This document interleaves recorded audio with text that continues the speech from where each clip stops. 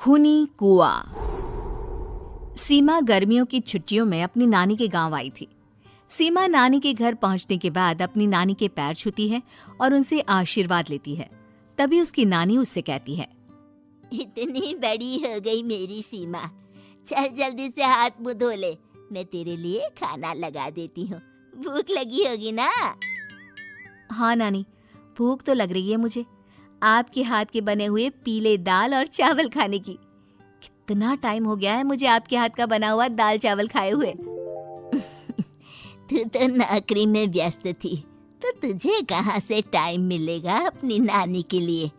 और जब इतने टाइम बाद आई है तो ज्यादा टाइम के लिए रुक कर जाएगी तू। हाँ नानी, इस बार पूरे 2 महीने के लिए आई हूँ। सीमा की नानी अंदर जाकर उसके लिए खाना बनाने लगती है। सीमा कमरे में अकेली होती है, तभी उसे किसी औरत के रोने की आवाज सुनाई देती है। वो कभी खिड़की से बाहर झांकती है तो कभी दरवाजे से बाहर झांकती है। उसे समझ में नहीं आ रहा होता है कि आखिर रो कौन रहा है। तभी नानी खाना लेकर आ जाती है। वो अपनी नानी से कहती है, नानी, कोई औरत रो रही है क्या?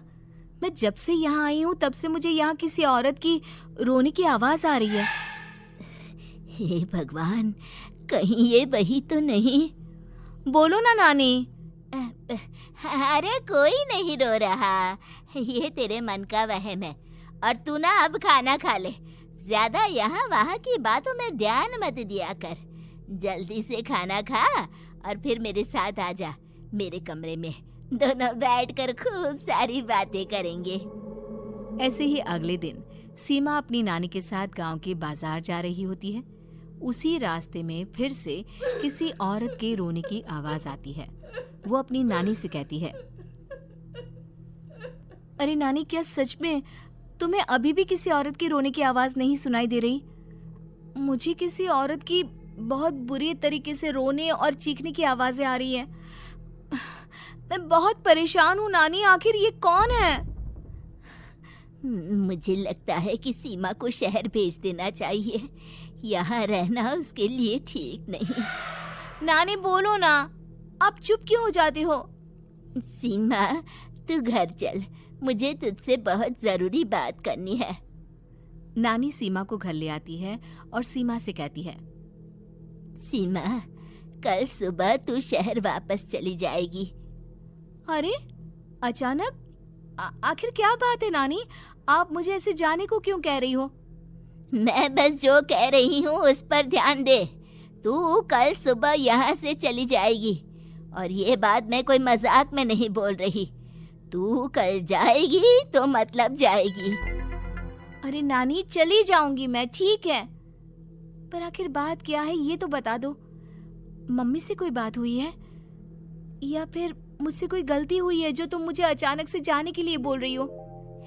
देख सीमा, रात बहुत हो चुकी है और मुझे इस बारे में कोई बात नहीं करनी। चल, अब चल के मेरे साथ सो जा।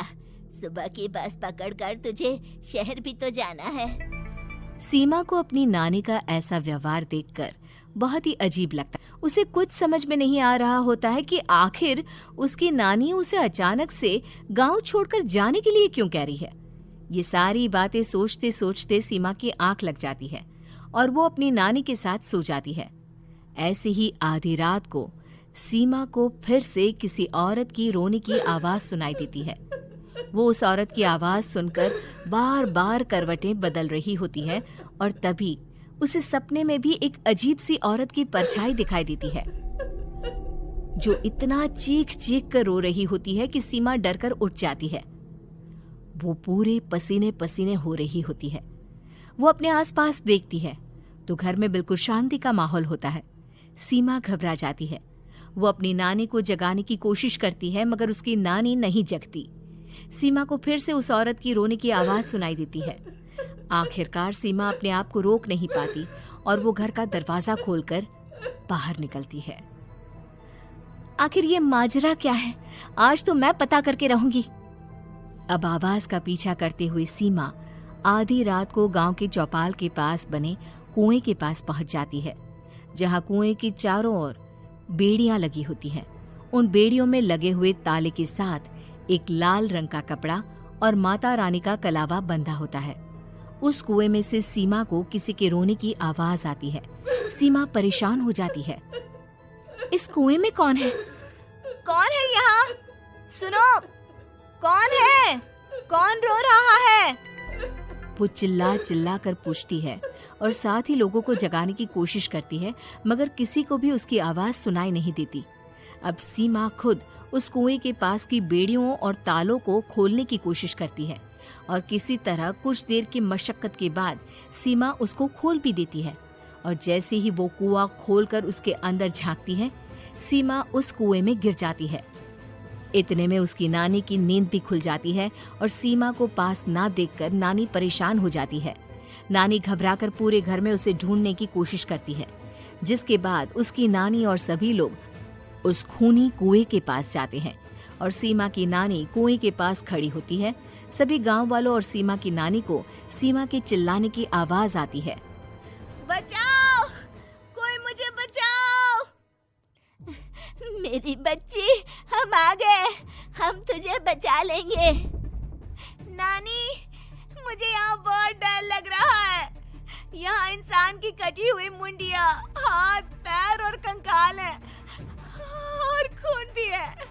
नानी, मुझे डर लग रहा है। आप सब मेरी मदद कीजिए, नहीं तो ये खूनी कुआं मेरी बच्ची को भी खा जाएगा।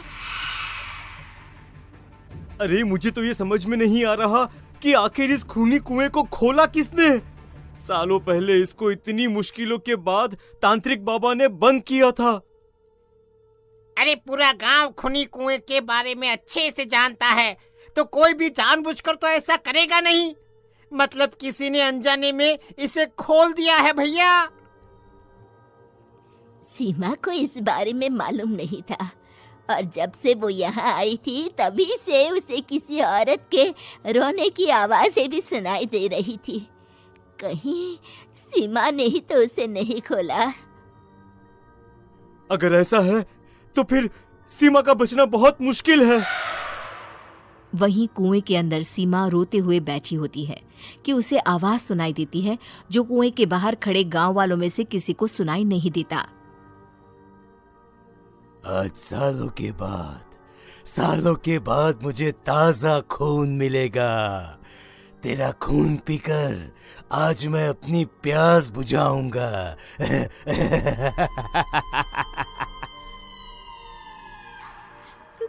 कौन है?